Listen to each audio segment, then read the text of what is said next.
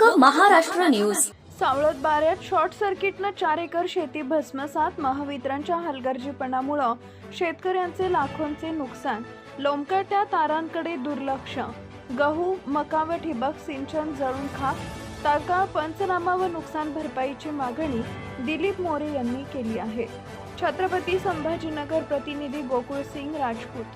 सोयगाव तालुक्यातील सावळत बारा इथं महावितरणच्या निष्काळजी कारभाराचा मोठा फटका शेतकऱ्यांना बसला असून शॉर्ट सर्किटमुळे 4 एकर शेतातील उभं पिकं जळून खाक झाल्याची धक्कादायक घटना घडली आहे.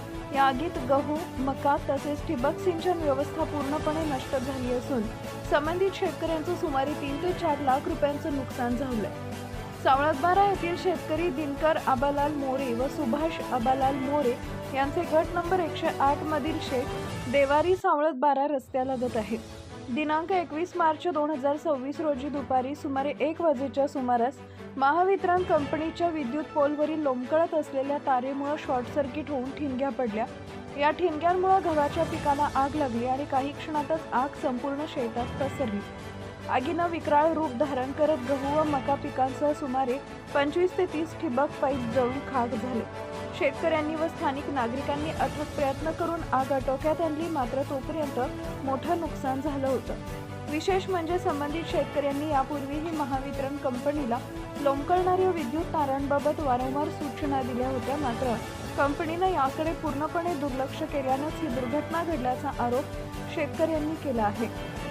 महावितरणनं वेळेत दुरुस्ती केली असती तर आज हा प्रसंग ओढवला नसता, अशी संतप्त प्रतिक्रिया शेतकरी व्यक्त करतायत. या घटनेमुळे शेतकऱ्यांमध्ये तीव्र नाराजी पसरली असून नुकसानग्रस्तांना तात्काळ मदत देण्यात यावी, तसेच घटनेचा पंचनामा करून योग्य ती नुकसान भरपाई देण्यात यावी, अशी मागणी सागर सुभाष देशमुख यांनी महावितरण प्रशासनाकडे केली आहे. दरम्यान या प्रकारामुळे परिसरातील इतर शेतकरीही धास्तावले असून अशा लोंबकळत्या तारांची तात्काळ दुरुस्ती करून भविष्यातील संभाव्य अपघात टाळावेत, अशी जोरदार मागणी शेतकऱ्यांमधून होत आहे. जोरात थोडं त्याला काही नाही व्हायला पंकज, त्यांनी टर्पल करायचं.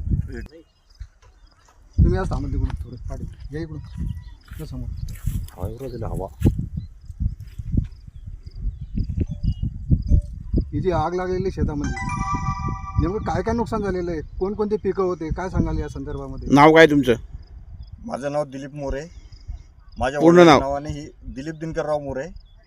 माझ्या वडिलांच्या नावाने इथं 3 एकर 4 एकर शेती आहे आणि येथे माझी मका आणि गहू ही लागवड केलेली होती.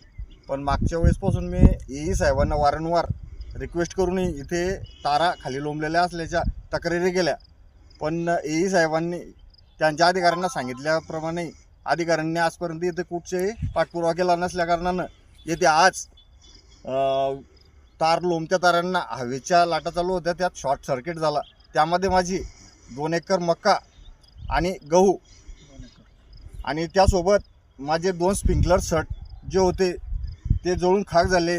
आणि आता नुकतीच मकासाठी मी ठिबक सिंचन केलेलं होतं, तेही जळून खाक झालेलं आहे. माझं यामध्ये खूप मोठं नुकसान झालेलं आहे. आता तरी MSEBला जाग येईल का, हा माझा सवाल आहे. वारंवार अशा घटना होतात, पण याकडे कोणी गांभीर्याने घेत नाही. शासनाकडून काय अपेक्षा तुमची? शासनाकडे माझी हीच अपेक्षा आहे की माझं झालेलं नुकसानाचा तातडीने पंचनामा करून जे नुकसान झालेलं आहे त्याची तातडीने मला भरपाई मिळण्यात यावी. तुम्ही या अगोदर MSEBला सूचना दिल्या होत्या का? मी वारंवार EEला Subscribe now and press the bell icon. Never miss an update.